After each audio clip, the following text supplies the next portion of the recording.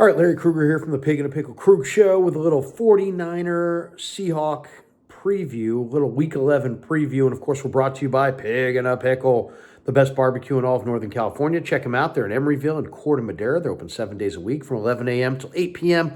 or until they run out. Pig in a Pickle, the best barbecue in all of Northern California. Check them out. Get some brisket chili. Go talk to Damon and Mary.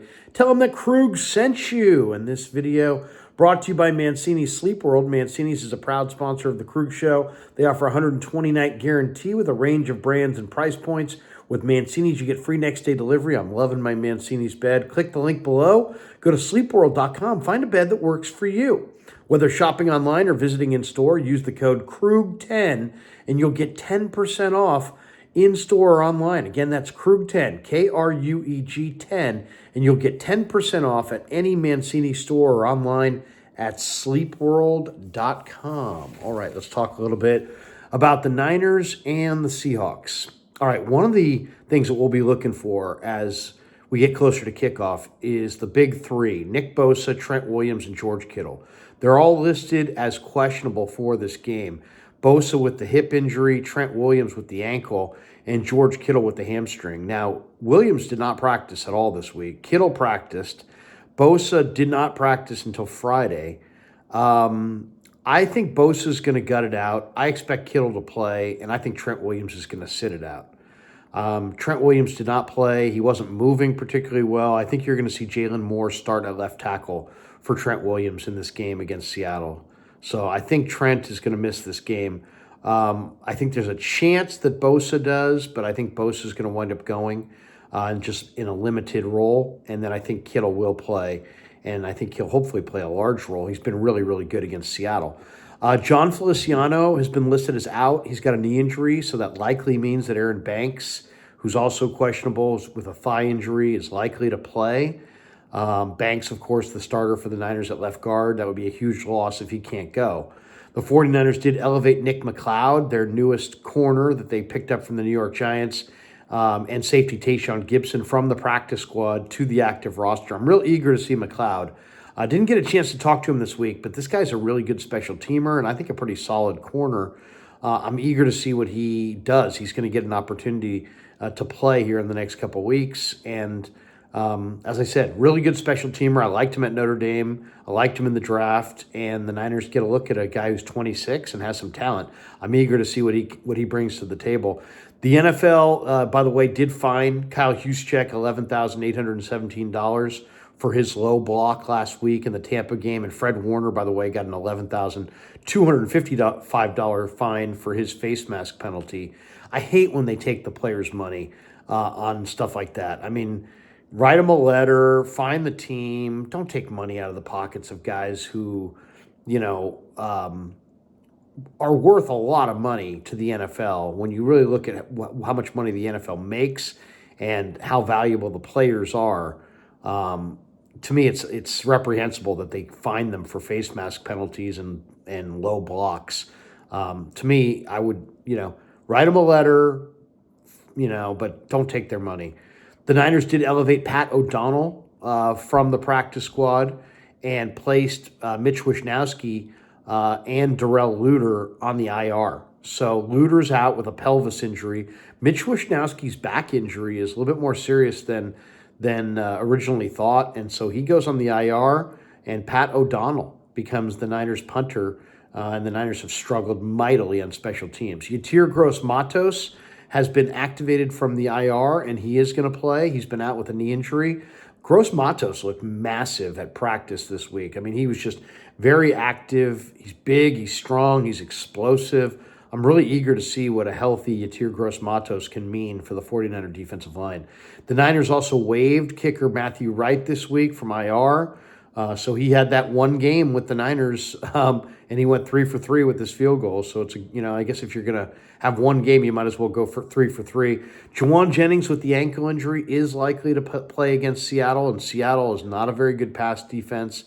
So look for Juwan to have a big day. Brandon Ayuk did undergo knee surgery on Tuesday of this week to repair the torn ACL. So, of course, his season is over. Mooney Ward who's been dealing with the tragic death of his infant daughter, Amani Joy, is out. He's been away from the team all week. Do not expect him to play. That's a huge loss because DK Metcalf and Mooney have been one of the best matchups in these Niners-Seahawks battles. And one of the reasons the Niners win and have won 6 straight against the Seahawks is that Mooney has been on DK, and Mooney's done a great job on DK.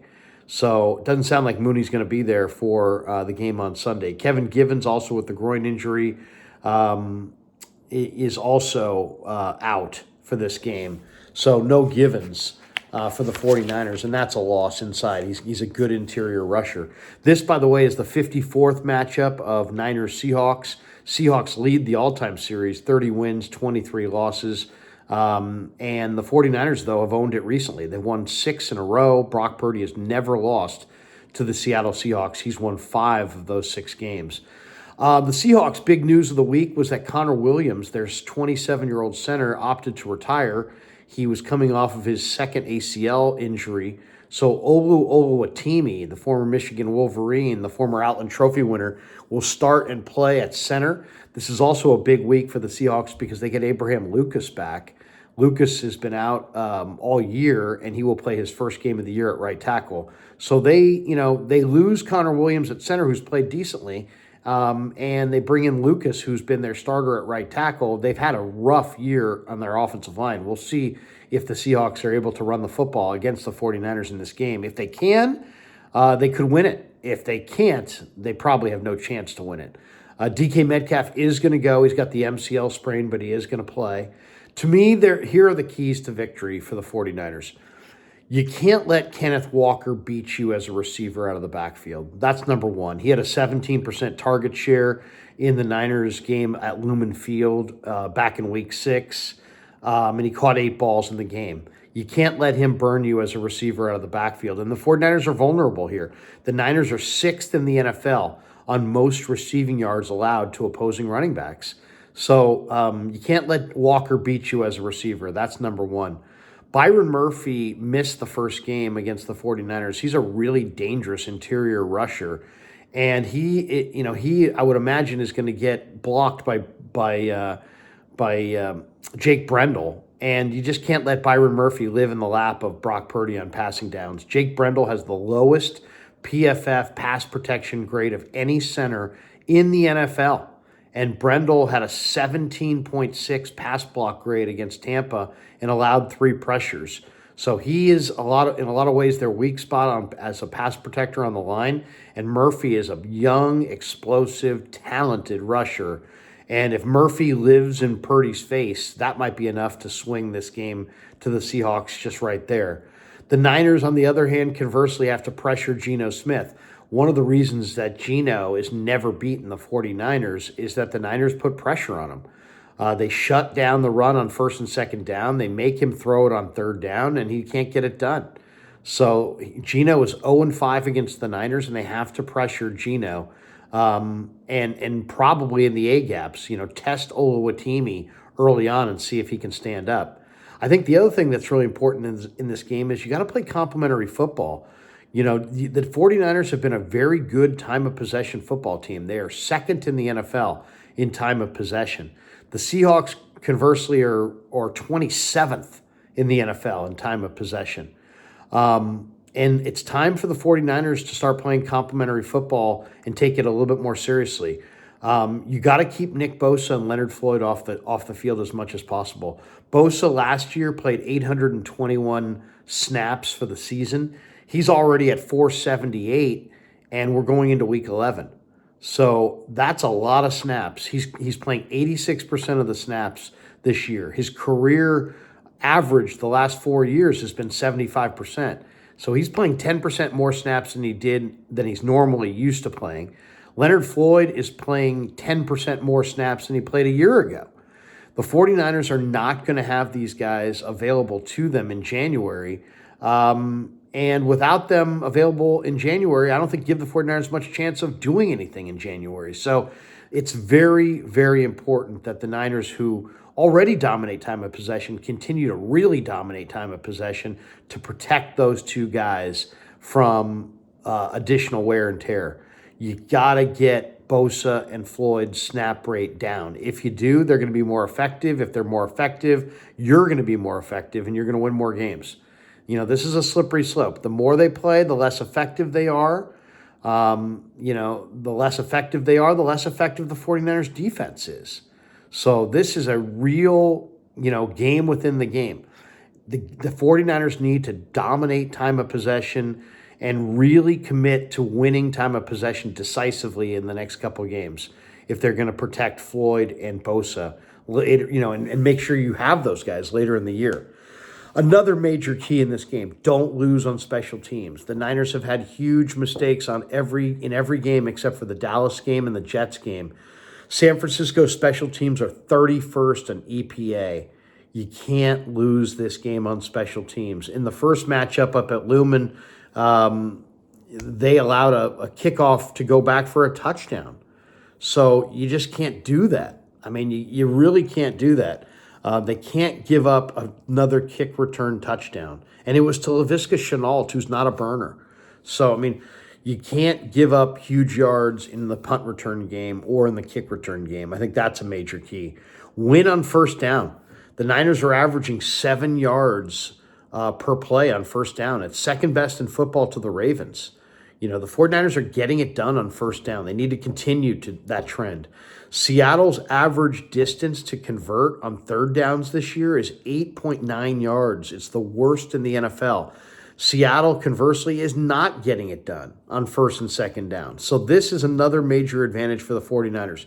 Continue to win on the early downs and make sure that Seattle continues to lose on those early downs. That's a major key to this thing as well. Don't lose on special teams and make sure you win on early downs. So there you have it. The turnover thing is really key. Brock Purdy is 4-0 on the year when he personally doesn't turn it over. He's 16-0, I believe, in the regular season in his career when he personally doesn't throw an interception or fumble the football. So for Brock, that's a major key. If he himself doesn't turn it over, I think that's a major advantage, Niners. As far as one thing to look for in this game, I'm going to say look for the Purdy to Pearsall connection to start getting really dialed up. These guys are now starting to log some field time together, and Purdy to Pearsall, I think is going to be a prolific combination. And I do expect that you're going to start to see that combo start to really connect right about now. So look for Purdy to Pearsall to become a major, major factor in the 49er passing game. Look for the Niners to dominate the time of possession, and look for the Niners to win this game by about 10 points. I'm going to say this is going to be 49ers, maybe a little on the lower scoring. So I'll say maybe 49ers 24, Seahawks 14. 24-14. Niners win by 10. They cover the 6.5. They win 7 in a row against Kansas City, and they continue their dominance over their rivals in the Pacific Northwest. All right, hope you enjoyed the video. Thanks to Pig and a Pickle. Thanks to Mancini's Sleep World. Thanks to all of you guys for supporting The Krug Show on YouTube.